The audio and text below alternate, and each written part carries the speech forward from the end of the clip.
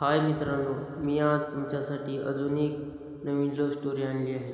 कारण आजची माझी ही गोष्ट माझ्यासोबत काल घडली असून ही सत्यकथा मी लगेच तुमच्यासाठी घेऊन आलो आहे. तर मित्रांनो, वेळ न घालवता चालू करू आपली आजची लव्ह स्टोरी. काल रात्री 10च्या सुमारास मी आणि माझा मित्र आम्ही सिगरेट ओढण्यासाठी गावापासून थोडं लांब एक बंद पडलेली शाळा आहे तिकडे गेलो होतो. तिथे कोणी राहत नाही. तिथे 2-4 शेतात लोकांची घरे आहेत. बाकी कोणी नाही म्हणून आम्ही तिथे जाऊन निवांत बसून सिगरेट ओढू लागलो. आम्ही कोणाला दिसू नये असं बसून सिगरेट ओढत होतो. तेवढ्यात आम्हाला कोणीतरी आमच्याकडे येताना दिसलं. आम्ही लगेच तिथेच लपलो. बघतो तर आम्हाला धक्काच बसला. गावात ज्या रमेश आणि रुपालीची गावभर लफडं आहे म्हणून चर्चा होती, तेच दोघे आमच्याकडे येत होते. आम्ही दोघांनी सिगरेट फेकून दिली आणि आम्ही या दोघांची जुगलबंदी बघण्याचा प्लॅन केला. ते दोघे शाळेच्या एका बंद पडलेल्या खोलीत गेले. आम्ही पण त्यांचा पाठलाग करत त्यांच्या मागे गेलो. त्यांनी एका ठिकाणी जागा शोधली आणि मोबाईलची बॅटरी लावून एका ठिकाणी प्रकाश करून ठेवला. आम्ही लांबून हे सगळं बघत होतो. त्यांनी खाली जागा साफ करून घेतली तशी रमेश रुपालीची पापी घ्यायला लागला. तसा आमच्या दोघांच्या भावना दाटून आल्या. आम्ही आमची भावना काढून त्याला हलवायला चालू केलं.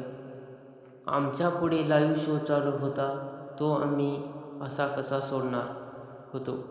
रमेश आणि रुपाली यांची पापी घेणं काय थांबत नव्हतं. तसं रमेशने रुपालीचे अस्तित्व मोकळे केले आणि त्याला कुस्करू लागला.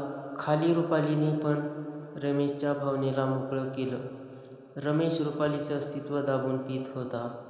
नंतर रुपालीने रमेशची भावना तोंडात घेतली आणि भावनेला जोरजोरात चाटू आणि चोखू लागली. रमेशची भावना एवढी कडक झाली, त्याने लगेच रुपालीला सगळं मोकळं केलं. तिच्या जीवनात त्याची भावना घातली आणि तिच्या जीवनात 2-3 वेळेस रंग भरले. आम्हाला हे बघून भावनेशी खेळण्याशिवाय काही सुचत नव्हतं. आम्ही आमच्या भावनेसोबत खेळून त्यांचं पाणी काढलं आणि अजून आमच्याकडे बघत बसलो.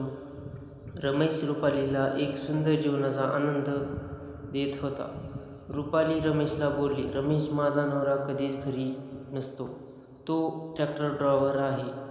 तो मला कधीच तुझ्यासारखं सुख देत नाही. घरी असला तरी तो दारू पिऊन असतो. मला तुझीच साथ आहे. अरे राजा. तसा रमेश बोलला, अगं हो राणी, म्हणून तर मी तुला जीवनाचा आनंद देण्यासाठी घेऊन आलो आहे. तशी रुपाली रमेशची पापी घेऊ लागली. रमेश पण तिचं अस्तित्व दाबून मस्त पीत होता. त्यांची जुगलबंदी 20 मिनिटं चालू होती. नंतर त्यांनी सगळं आवरून एकमेकांना पापी देऊन त्यांचा खेळ थांबवला. नंतर रमेश गाडीवर त्याच्या घरी निघून गेला आणि रुपाली तिच्या घराकडे जाऊ लागली. आम्ही तिचा पाठलाग केला तर समजलं ती फ्रेश व्हायचं म्हणून रमेशला भेटायला आली.